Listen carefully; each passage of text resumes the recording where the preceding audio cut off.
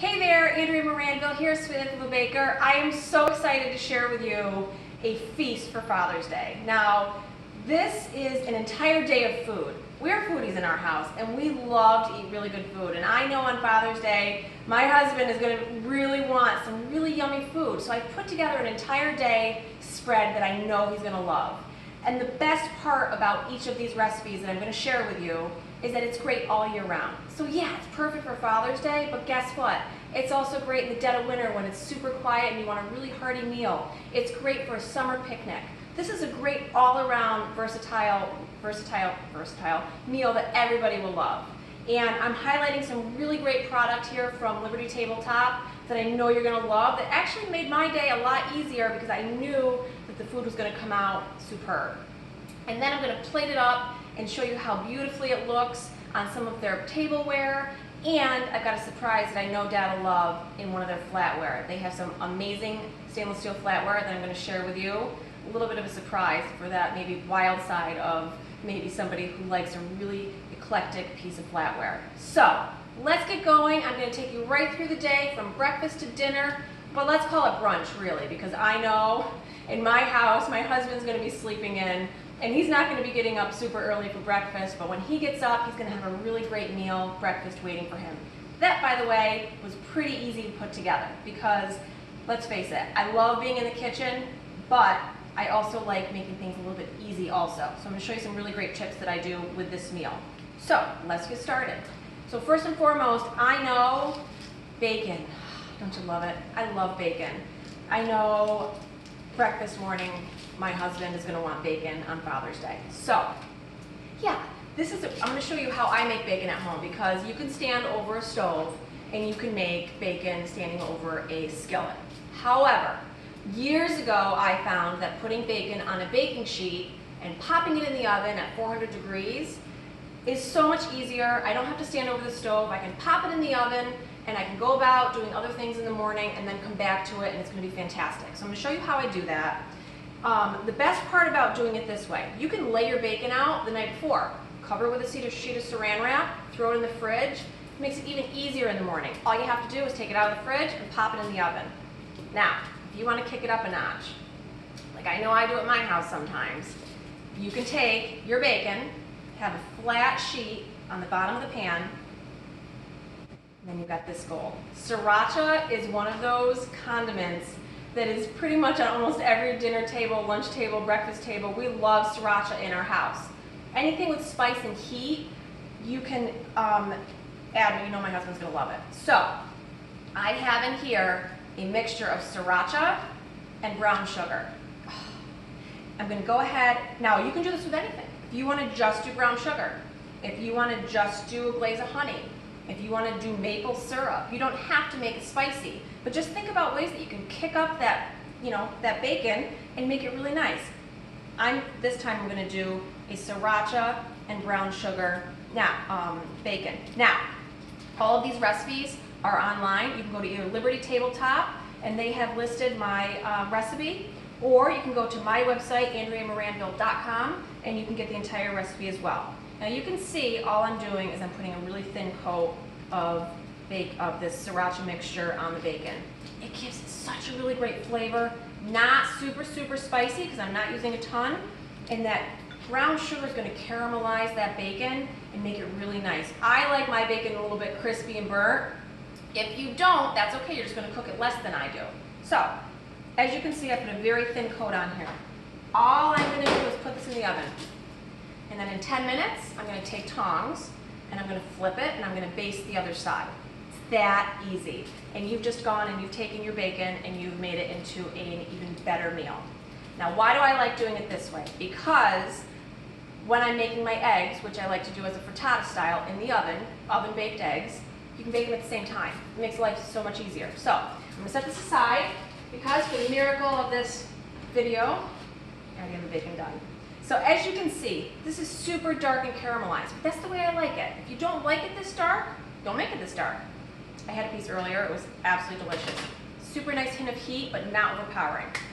All right, let's move on to the next thing. This right here has got to be one of my go-to standby meals that I make on the weekends for breakfast. Not just for Father's Day. This isn't something that I whipped up specifically for Father's Day, but I know my husband likes it. This is a frittata. Call it a fancy oven-baked, egg. The bottom line is, oh, this, by the way, is in a beautiful 360 stainless steel bakeware, cookware. And it's fantastic, and I love it. And it really makes my eggs cook up really nicely. So, the best thing about a frittata, you can put anything in it. Once you have your egg mixture, you can add any vegetables in it. Oftentimes I'll take leftovers from the night before, throw it in my eggs. So every week's a little bit different. Broccoli, green beans. Our standby go-to typically is onions, peppers, a little bit of cheese, and garlic, of course. And what I do is I saute those onions and peppers, get them nice and caramelized just a little bit, throw my eggs in, give it a quick stir with some cheese, and pop it in the oven at the exact same time that my bacon is cooking. So really, really great meal and easy go-to for breakfast. So let me just set this right here. I just want to show you really quickly how this comes together. And I'm going to plate up for you the breakfast as if I was plating it up on the morning. So, this right here, the industrial line, pie cutter, serving spoon, whatever you want to call this. What do we call this? Pie server. Pie server. And so, I typically will cut mine into triangles, give it a good little hearty serving. Look how good that looks. You put it right on the plate. Now, you put a couple pieces of bacon on, and I've got a happy belly, and I've got a happy family. Gotta get your fresh fruit in, you know that.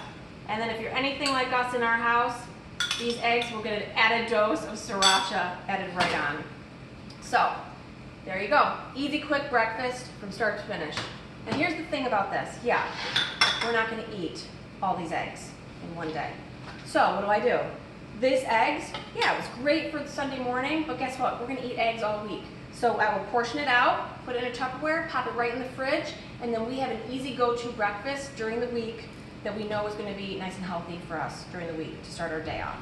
So there you have it, that's breakfast, or brunch, however you wanna call it. So that right there. All right, let's go on to dinner. So, where do I wanna start? Let's start with coleslaw. Okay, because I want to let that start to marinate in the juices before I show you the plating. So, coleslaw, super easy to come together, guys. Coleslaw is one of those things where, yeah, you could buy a coleslaw mix. And you could buy the pre-mixture of the, the sauce that dumps on. And I've bought it in the past. But when you make a homemade coleslaw, it's that much better. It's that much more flavorful when you're making it. So you want to take your cabbage. I'm using a half a head for this recipe. And you want to peel off the outer layer that might not be the prettiest, or the outer layer from the grocery store. You peel off that outer layer. And if you notice when you have a head of cabbage, you've got this core right in the middle. You want to get rid of that. So you're going to take that core and you're literally just going to chop it right off. Okay? You want to make sure you get that core gone. Nobody wants to eat that. So you want to get rid of that. So that's going to go away. Then you're going to take your cabbage, a knife, and you're literally going to slice it in very, very, very thin layers. Okay? I didn't get all the core. That's okay, I'll get that out of there. Sometimes that happens. What are you gonna do? Go thinner the better, cabbage, okay? And you can chop it up super, super thin. Try to get as thin as you can. Always keep your fingers away from the knives. We don't want to have any accidents. All right. I hope you guys are liking this so far. This was a really great project to work on. I got thinking about doing a blog and what I could do for Father's Day and what I could share. And I said, you know what? Why not talk about what I'll make in my kitchen and maybe you make it yourself? If not this, if not for Father's Day, maybe you make it for a picnic or a barbecue. All right, let's go ahead. And I'm gonna get this finished chopping. Oh, my fantastic knife skills I got going here. All right, get it nice and thin. All right, you're gonna pop it right in the bowl. I love coleslaw. Coleslaw is so good and everything. And the best part about coleslaw is, if you've ever made your own sauerkraut or cabbage or anything along that lines, once you put salt into your cabbage, it exudes all the liquid. So the longer this sits with the liquid, with the ingredients that we're putting in, it's going to create more juices. So if you were to make this and then serve it right away, it's not going to be as flavorful, or it's not going to have been marinating as much as if you did it earlier in the day and then served it later. Okay, so typically on Father's Day, what I will do, or oftentimes what I will do, is I will make this early in the morning, put it in the fridge, and then it's done. So if you have time while you're making your breakfast, go ahead and make your coleslaw too. you know, get rid of 2 birds with 1 stone, and then you don't have to be in the kitchen all day long. Even though I like being in the kitchen, you know, sometimes I like to be doing other things as well, like with my family on Father's Day. So, I have a half a head of cabbage here. Now, this entire recipe for all of these things, I'm not going to talk about measurements because you can go to my blog, andreamoranville.com, and you can see the exact recipe, or on Liberty Tabletop to get the recipe as well. So, I'm going to go ahead and I'm going to put in my carrots. Now, you can buy the pre-shredded carrots in a bag, or in the strips. I actually take 3 whole carrots and I put it in my food processor and I blend it up really tiny because I like having the carrots all throughout. It also gives it kind of a pink hue too, which is really cool. All right, I have apple cider vinegar. This is what gives it that zip into your coleslaw, okay? Mayonnaise. Gotta love the mayonnaise. So this might look like a ton of mayonnaise, but I've got a decent amount of coleslaw here, and it's gonna really go around all of it. And I also have a Liberty Tabletop spatula. They have a great spatula set, real quick, I'll show you. They got 3 different sizes, and it's pretty amazing. These ones are great for like getting in the bottoms of the jars, you know, these really tiny ones. And the heads come off, they all come off. That way you can clean it nicely. All right, so I'm gonna go ahead and I'm gonna put this mayonnaise in. And then I've got my seasoning. So what do I have in here? I have dry mustard, salt, sugar, tiny bit of sugar. I have celery, and I have black pepper. I'm going to put that right in. All right, I'm going to go ahead and I'm going to mix these up. And you're going to see it's all kind of coming together. Probably should have used tongs for this, but that's okay. That's all right. You go ahead, you give it a good mix. You could use regular mustard. You don't have to use dry mustard in your mixture. You could go ahead and you can certainly use, you know, like a Dijon mustard. That's the great thing about coleslaw too. If you want to add raisins, you want to add a little bit of brown sugar, or you can tweak it from this base recipe depending on on what you like. You could add purple cabbage. So you could take this basic recipe and you can add just about anything. Some people like to add a little bit of maraschino cherry juice into their coleslaw. I've had that too. It gives it a nice sweet flavor to it. I don't like it too sweet. You don't want it too salty. So if you use celery salt, do not add salt into your recipe. In fact, I think I might need to fix that. I don't know if I said celery seed or salt on my blog, but if you use celery salt, don't also add salt because you're adding twice the salt. So you want to make sure you omit one. If you use celery seed, then add the salt. All right, I'm just going to set this aside. It smells great. I'm going to put this aside for a little bit and I'll come back to it later. All right, we're doing good. Let's move on to dinner. All right, so breakfast is done. I'll move this out of the way. And I'll get breakfast out of the way. Now, I'm going to go ahead and I'm going to make for you, I think I need another bowl. I think I'm missing a bowl. So I'm going to go ahead and I'm going to make for you, show you how easy it is to make a Dutch oven pork, pulled pork. So there you have it. This is already rubbed. I have a great rub that I make in-house. It's my own rub. You can buy any type of seasoning. If you have a favorite rub that you like to put on your meat, go ahead. This is the one that I've used. It's a homemade one. So now you can see I have done this because I didn't want to touch the pork and have everything all messy. So, so what I did was I gave it a really good rub. Now I did this earlier, so now the flavors are actually going into the meat.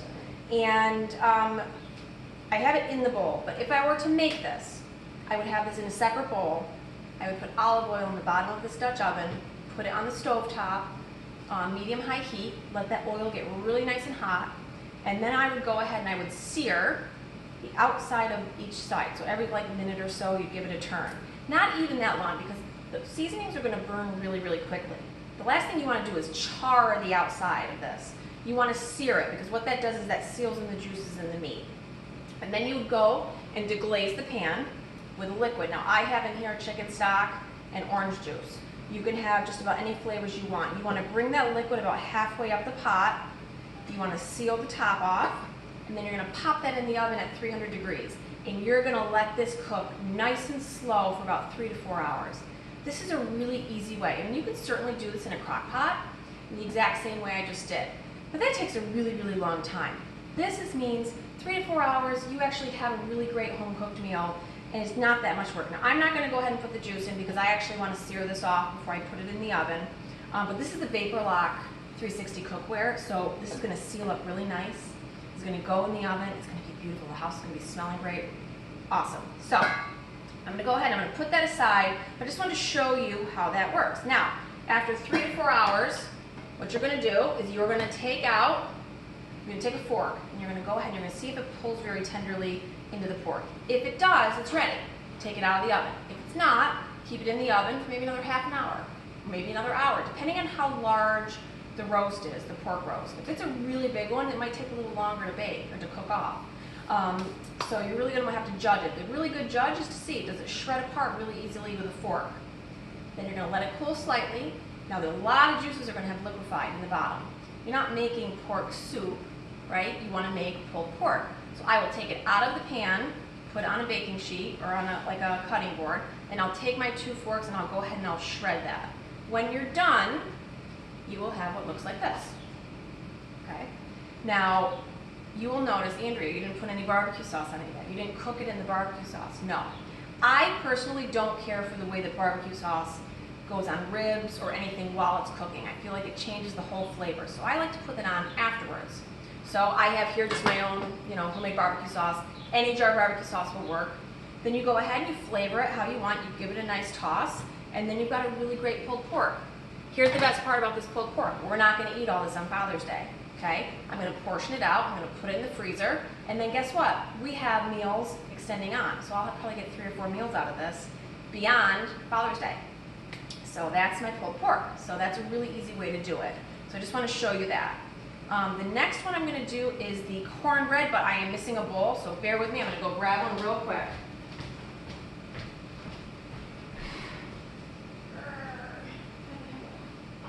All right, miracle of television. I could have paused it, but I'm not going to. We'll just use a pot. No, I don't want to use that. Hang on. I got one right here. I got a bowl. All right. This is my life. I try to do a video from start to finish as a solo act. And it's hard because, sometimes things don't go the way you want them to go, but that's life, right? So, here we are, cornbread. I love cornbread. Cornbread is one of those dishes that so easily comes together. And on top of that, you can put any flavors in it as well. So I know that a cheddar and jalapeno cornbread is going to go really, really great with my pulled pork sandwich. And so I'm going to show you how that comes together really nicely, and then we can go ahead and I will show you what I do. So I have dry ingredients. I have flour, I have cornmeal, no box mix here, this is from scratch. I've got cornmeal, okay? Then I have a little bit of salt and a little bit of sugar. Now, I know, there's various thoughts on whether or not you should add sugar to cornbread. And depending on where you live, some people are hardened against putting any sugar or any type of sweetener in their cornbread. I like a little bit of sweetness. I think it adds some depth and dimension against the saltiness and the fiery of the jalapeno. All right, so I'm going to go ahead, I'm going to give this a stir, just my dry ingredients. And then I have a few other things I'm going to do. I got to get the corn out of the fridge. All right, so I'm going to go ahead and do that 1 second. I'm going to shred up this cheese, and then I'm going to grab the corn. So, really good aged cheddar. I like using a really good cheddar and shredding it myself. You can certainly buy the pre-shredded cheese, but this is going to be so much better to do it this way. Actually, sometimes I use frozen corn. And all right, so here's the thing about cornbread. You can use canned corn. You can use fresh corn.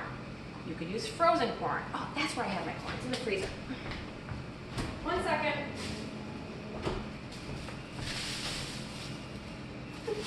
Here's my corn. Okay, so I just shredded off my cheddar cheese, about a cup of cheddar cheese. I'm going to put all my dry ingredients together. I would count on the cheese and the corn and the jalapenos all being the dry ingredients. I'm going to go ahead and I'm going to put that into my mixing bowl. It's funny when you pre-measure things and then you put things in various parts of the kitchen and then you go to do the video, you forget what you've put where, but that's okay. All right, so I'm going to put this away I've got my jalapenos. All right, here's the thing about jalapenos. I learned the hard way that you always want to wear gloves when you chop up spicy peppers. One time I got an entire bag as a gift of fresh jalapenos, and I decided I was going to dry them to hydrate them so I could make a jalapeno powder. And I seeded and chopped up that entire bag, and what happens is the oils from the pepper go into your skin, and it makes your hands really hurt. So if you're going to use fresh pepper, you want to make sure that you either A, have gloves on. If you're doing one pepper, you should be okay, but you really want to be careful with hot peppers because the oils will absolutely hurt your hands. Lesson I learned the hard way. All right, then I have milk, 1 egg, and honey for a little added sweetness. Look how perfect this spatula goes into this little ramekin. Sometimes spatulas are too big and you can't get everything out. This is a really great way to get all the last drippings of what you're doing. So you're going to go ahead and I'm going to give this a nice mix just till it comes together. That's all you want to do. You want to make sure that it's incorporated. You don't want to see any dry bits of the flour. So basically with this day of food, you're baking, even though it's a savory, you're baking and you're cooking. So for everybody who says to me, I can't cook, I can't bake, yeah, you can. It's so easy. Look how easily that came together. And yeah, I measured it. I got to add the butter. You also add butter into this. So I will melt the butter and I will put this in, kind of harden it a little bit, but that's okay. It's still going to cook off really nicely. Butter adds a really great flavor to this also. All right, gives it a little bit of moisture. The milk's going to give it moisture. The cheese. Okay, there you go. All right, then I've got a pan. This is another 360 bakeware pan that I'm going to do a quick pan spray on. I'm going to pop this in, and then this is going to go into the oven as well. It's going to go delicious with pulled pork. This is another really great recipe that freezes amazing. So if you make this and you don't finish it, put it in a freezer bag, pop it in the freezer. This is like the meal that keeps giving. You can get 3 to 4 meals out of this one day of food, which is fantastic. I'm gonna set this aside. This will go into the oven. It'll bake up nice and golden brown. And then when it's done, it will look like this. Beautiful and golden, flavorful. It smells, got a hint of jalapeno. It's really, really, really a great side dish for anything. If you don't like jalapeno, just don't put them in. Maybe add a little more cheese. You definitely don't have to add jalapeno into this mixture if you don't like it. So don't feel like you have to add the jalapeno. All right, so I'm going to go ahead and I'm going to show you how I plate up one of these dinners. So you have a couple options for your dinners. You can do one of two things. Now, I also have on my site a recipe for my dinner rolls. You can buy a dinner roll, but if you really want to take it up another level and make your own rolls, go onto my site, do a search, and you can see, actually I think I linked it into my blog post. You can see my recipe for a really great dinner roll recipe. All right, so I'm going to go ahead, I love these rolls, they're so good. I'm going to go ahead, I'm going to show you exactly what I do. So I'm going to take a little bit of barbecue sauce, and I'm going to add it to my pulled pork. Not a ton. You don't want it super sloppy, or maybe you do. Totally up to you. You can also serve a little side dish next to your pulled pork with a little bit of barbecue sauce for dipping. There's so many options, are endless with this meal. Oh, it smells so good. Yum. Okay, so how would I plate this up? How will I plate this up? You've got a couple options here. You've got that coleslaw that's been getting nice and liquefied and juicy. You can see all the liquid that's actually formed at the bottom, which is really great. That's what you want to see, all right? All right, so I'm going to go ahead and I'm going to get my roll, and I'm going to use tongs if I have them. I don't have tongs, so I'll use this fork. So, these are fantastic. I've got 2 Liberty Tabletop flatware forks here, dinner forks. One of them has flames on it. I don't know if you can see it.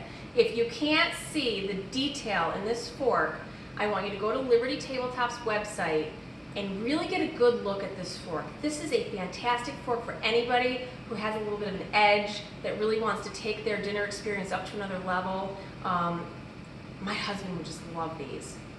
And this is the skull pattern. So you can see the backs. Oh, you have to go online and take a look at these.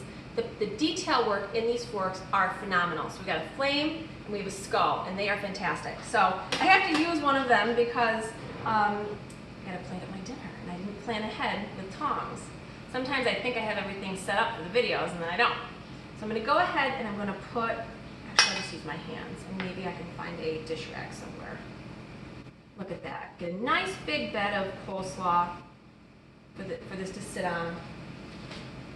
Okay. Nice big bed of coleslaw for this to sit on. And then you're going to take pulled pork and you're going to put it right on top. Now, if you have tongs, that's obviously much easier to do. But I'm going to go ahead and use these 2 forks. I'm going to put that right on top. Look how gorgeous that is.